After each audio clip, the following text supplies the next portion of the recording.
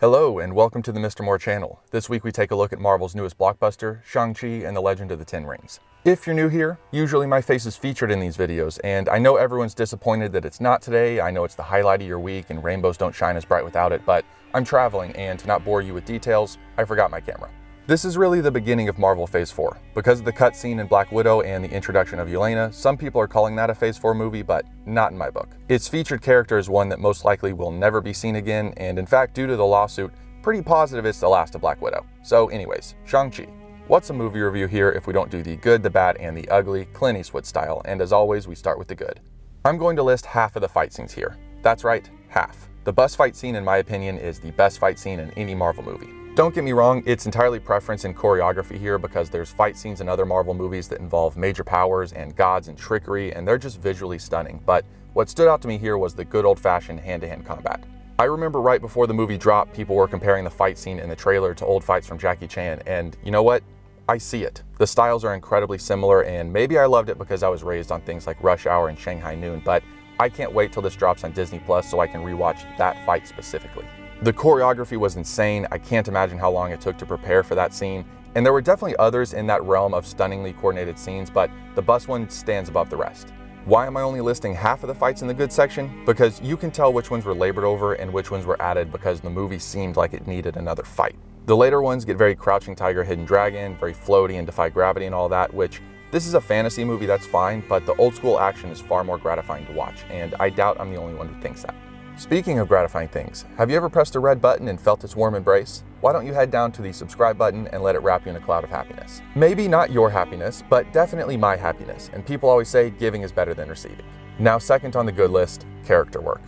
I understood and believed in each character's choices. Love the character, hate the character, wish the character was dead, it didn't matter. I understood and empathized with each person, and yes, that includes the power-hungry, controlling father. His actions were believable, and that's what you want in a villain. He also had a mini, albeit very mini, redemption arc, and as a diehard fan of characters like Zuko and Snape, it warms the soul to see.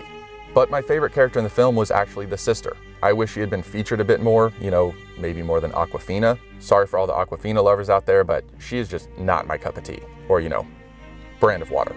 Okay, speed round, the comedy. Marvel excels here. I would dare say that it's the second most important aspect of the MCU, the first being the actual MCU itself. People love interweaving storylines, but the comedy makes a usual action adventure with death and destruction into a family-friendly, lighthearted experience, and once again, they have nailed it. Next is the fantasy visuals. The city of Ta Lo is whimsically brilliant. Ta Lo, I don't know if I'm pronouncing that right, but you know what I mean, so don't yell at me. Again, we're going back to things that feel familiar. Ta Lo featured some creatures that almost felt like ripoffs. Almost. During the movie, I thought two of the creatures looked like a Karibo from Yu-Gi-Oh! And a lion turtle from Avatar, but after leaving the movie and throwing these images up on screen, I feel less sure of it. They feel like a bit of a stretch of my imagination. However, the movie does have a creature that 1,000,000% is a ripoff of Ninetales, and I won't be hearing any discussion on that. They put a Pokemon in this movie and got away with it, which is remarkable. But anyways, when they entered the magical city of Ta Lo, I felt that sense of wonder that you look for in a fantasy setting. I think they did that really well. And lastly, I love the tie-ins to the MCU.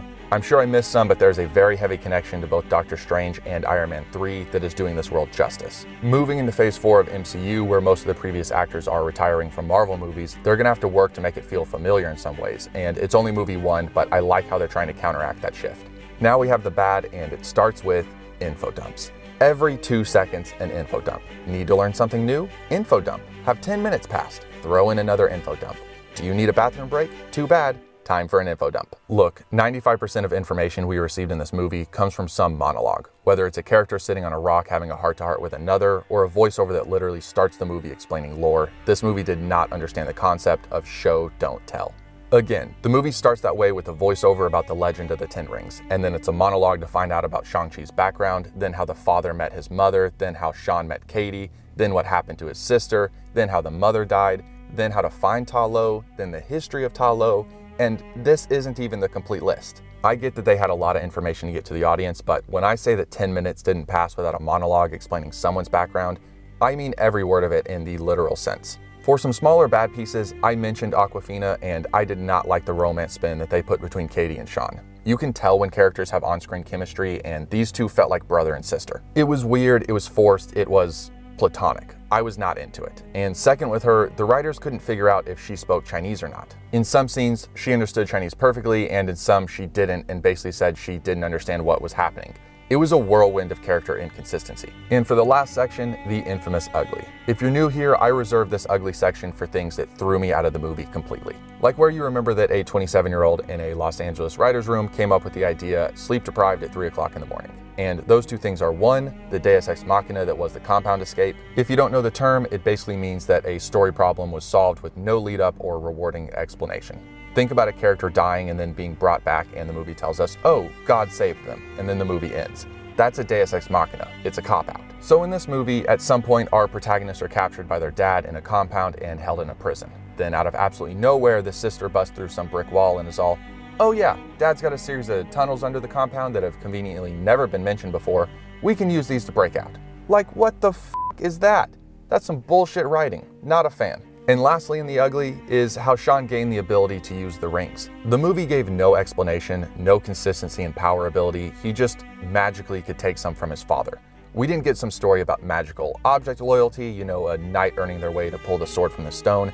Absolutely nothing of an explanation. It just happened in the middle of the fight and they expected us to go along with it. And again, to talk about things that don't feel rewarding, this is the epitome of that. I don't feel like the character deserved them, and I don't feel like he should know how to use them. It felt like key information was kept out in the movie to keep it from being a 3-hour movie, which, as I've said in previous reviews, I'd rather have the long movie and the rewarding ending than an unfulfilled movie for the sake of a cut down. I hate to see it.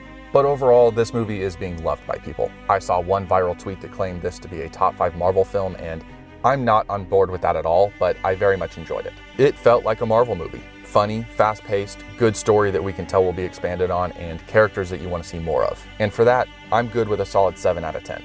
I don't have the desire to watch the whole thing again like I have with a lot of other Marvel movies, but I'm excited about rewatching some of the fight scenes, and that counts for something. It's a good first entry to Phase 4, but not as good as it could have been in my unprofessional, never having worked in Hollywood opinion. So thank you all for watching. Be sure and subscribe, and if that's too much of a commitment, at least hit the like button so YouTube knows they should show this to other people. It helps me out, and even though I don't believe in karma, if it guilt trips you into doing it, that's good enough for me. See you guys next week. Bye.